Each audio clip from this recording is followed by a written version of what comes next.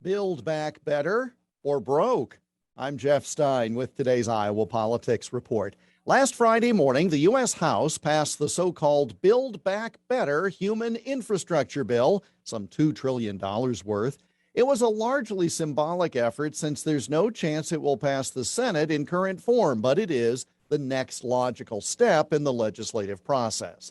But if a Trafalgar poll taken in partnership with the Convention of States Action Group last week is any guide, this bill is not as popular as Democrats would have you believe.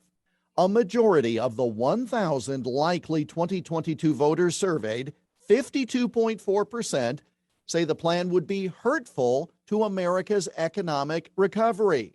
And of those, 4/5 say it would be very hurtful.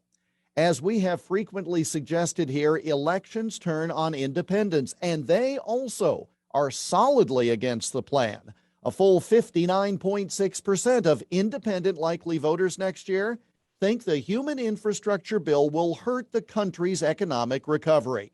Not even a third of independents think it will help. Now, when you consider that only about 10% of those surveyed had no opinion, you can see that it's not just a majority against. It's really a very small number that think it will help. Now, Democrats will say that's just spin or narrative, and people will really support the effort once they truly see money being spent. That may be, but they're not neutral on the topic now, and that means it's going to take even more persuasion to get them to change their views.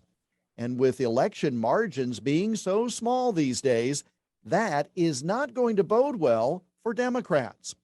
And that's the Iowa Politics Report for Monday, November 22 on Twitter, Instagram, Getter, and Parler at Iowa Politics. I'm Jeff Stein on News Talk 1540 KXEL.